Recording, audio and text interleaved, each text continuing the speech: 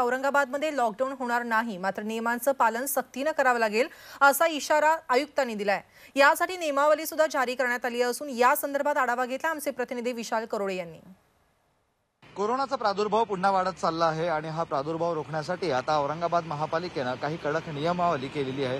त्यानुसार आता रस्त्यावर फिरणारा माणूस जर विना मास्क असेल तर त्याला 500 रुपयाचा दंड लावण्यात येणार आहे। खरं तर महापालिकेने ही अशी पथकं याआधी सुद्धा तयार केलेली आहे, मात्र नागरिकांवर कारवाई करून जवळपास 50 ते 60 लाख रुपयांचा दंड वसूल करून फारसा काही फरक पडत नव्हता। त्यामुळे आता महापालिकेने कठोर नियमावली केली आहे आणि त्यानुसार आता दंड लावण्यात येणार आहे। सोबतच दुकानांमध्ये खरेदीला जाताना अनेक लोक विना मास्क असतात, अगदी दुकानदार सुद्धा विना मास्क असतात, त्यांचे कर्मचारी विना मास्क असतात। या सगळ्यांवर आता कारवाईचा बडगा उभारलेला आहे। दुकानामध्ये जर कोणी खरेदीला केलं आणि त्याच्या तोंडावर मास्क नसला तर ही कारवाई त्या ग्राहकावर तर होणारच आहे, सोबतच दुकानदारावर सुद्धा होणार आहे। दुकानदाराचं दुकान 15 दिवसांसाठी सील करण्यात येणार आहे, म्हणजे जेणेकरून ग्राहकाने सुद्धा मास्क घालावा आणि दुकानदाराने ग्राहकाला मास्क घालायला लावावे आणि तरच दुकानात घ्यावे, अशा पद्धतीचा नियम आहे।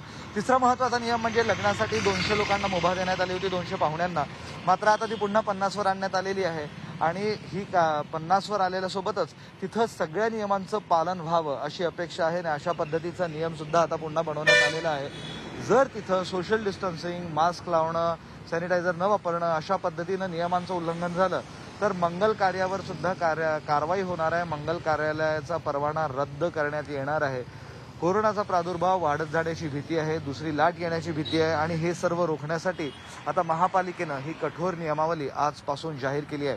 नागरिकांना मदतीचं आवाहन महापालिकेने केलं आहे। मदत तर करावीच लागेल, मात्र जे नियम पाळणार नाही आता त्यांना गंभीर स्वरूपात दंडात्मक कारवाईला सामोरं सुद्धा जावं लागणार आहे। व्हिडिओ जर्नलिस्ट मोहम्मद तौफिकसह मी विशाल करोळे, झी मीडिया, औरंगाबाद।